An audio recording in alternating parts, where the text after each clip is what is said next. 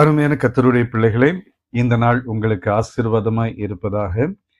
யோவான் 14ஆம் அதிகாரம் 18வது வசனத்தின் முதல் வார்த்தையாய் வாசிக்கிறோம்.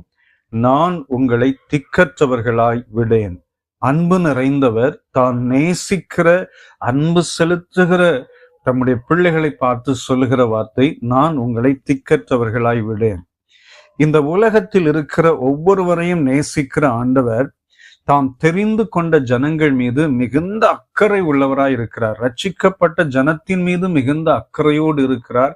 அபிஷேகிக்கப்பட்ட ஜனத்தின் மீது, தம்மை தேடுகிற ஜனத்தின் மீது மிகுந்த அக்கறையோடு இருக்கிறார். சிங்கக்குட்டிகள் தாழ்ச்சி அடைந்து பட்டினியா இருக்கும், ஆனால் கர்த்தரை தேடுகிறவர்களுக்கு ஒரு நன்மையும் குறைவுபடாதபடிக்கு அற்புதம் செய்கிறவர் ஆண்டவர். பாருங்கள், 139ஆம் சங்கீதத்திலே தாவீது சொல்லும்போது, கர்த்தாவே, நீர் என்னை ஆராய்ந்து அறிந்திருக்கிறேன். நான் நடந்தாலும் படுத்தாலும் எழுந்தாலும் என்னை சூழ்ந்திருக்கிறீர். முன்னும் பின்னும் என்னை நெருக்கி உமது கரத்தை என் மேல் வைக்கிறீர். நான் வானத்துக்கு ஏறினாலும் அங்கேயும் இருக்கிறீர். பாதாளத்தில் படுக்கை போட்டாலும் நீர் அங்கேயும் இருக்கிறீர். நான் விடியற் காலத்து செட்டைகளை எடுத்து பூமியின் கடையாந்திரங்களில் போய் தங்கினாலும் அங்கேயும் உமது கரம் என்னை பிடிக்கும், உமது கரம் என்னை நடத்தும் என்று சொல்கிறார். பாருங்கள், தேவனாகி கர்த்தர் தாம் தெரிந்து கொண்ட ஜனத்தின் மீது மிகுந்த பாசத்தோடு, மிகுந்த அக்கறையோடு அவர்களை நேசித்து ஒவ்வொரு நாளும் அற்புதம் செய்கிறார். இந்த நாளிலும், இந்த வாரத்திலும், இந்த மாதத்திலும் உங்களுக்கு என்னென்ன தேவைகள் இருக்கிறதோ, என்னென்ன எதிர்பார்ப்புகள் இருக்கிறதோ அத்தனை காரியங்களையும் தேவன் கொடுக்க வல்லமை உள்ளவர். உங்களுடைய சூழ்நிலைகள், உங்கள் இருதயத்தின் ஆழத்தில் இருக்கிற எதிர்பார்ப்புகளை நிறைவேற்றுகிற தேவன்.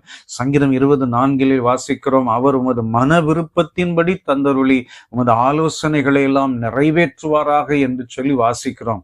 அருமையான கர்த்தருடைய பிள்ளைகளே, நிச்சயமாய் ஆண்டவர் தாம் தெரிந்து கொண்ட பிள்ளைகள் மேலே அக்கறை உள்ளவராய் இருக்கிறபடினாலே ஒரு காலும் கைவிட மாட்டார். தாய் தன் பிள்ளையை மறந்தாலும் கர்த்தர் ஒரு காலும் மறக்க மாட்டார். அதனால்தான் பாருங்கள், ஆண்டவர் சொல்லுகிற இந்த வார்த்தையை வாசிக்க வாசிக்க என் மேல் இவ்வளவு அன்பு செலுத்துகிற ஒரு ஆண்டவர் இருக்கிறார் என்பதை நினைத்து நினைத்து சந்தோஷம் அடைய இந்த வசனம் நம்மை தூண்டுகிறது. ஒரிசாவிலே, சத்தீஸ்கரிலே, கிராமங்களில் இருக்கிற விசுவாசிகளை, அங்கு இருக்கிற மக்கள் அவர்கள் இயேசுவை ஏற்றுக்கொண்டது நிமித்தமாய் ஊரை விட்டு ஒதுக்கி விட்டார்கள். அவர்கள் பொருட்கள் வாங்க முடியாது, தண்ணீர் எடுக்க முடியாது, யாரும் யாரோடும் பேச மாட்டார்கள்.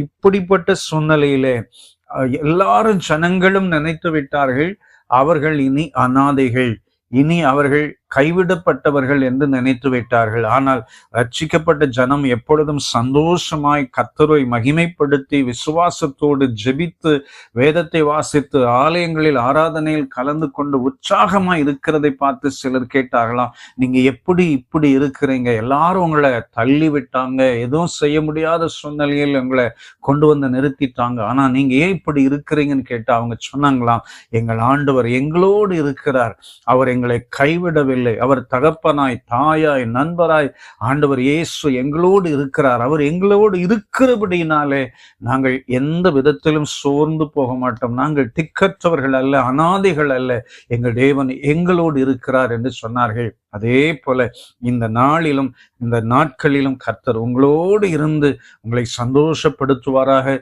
உங்களை ஆசீர்வதிப்பாராக, உங்கள் வாழ்க்கையில் பலத்த அற்புதம் செய்வாராக, நீங்கள் வேண்டிக் கொள்கிறதற்கும் நினைக்கிறதற்கும் மேலான அற்புதம் செய்வாராக.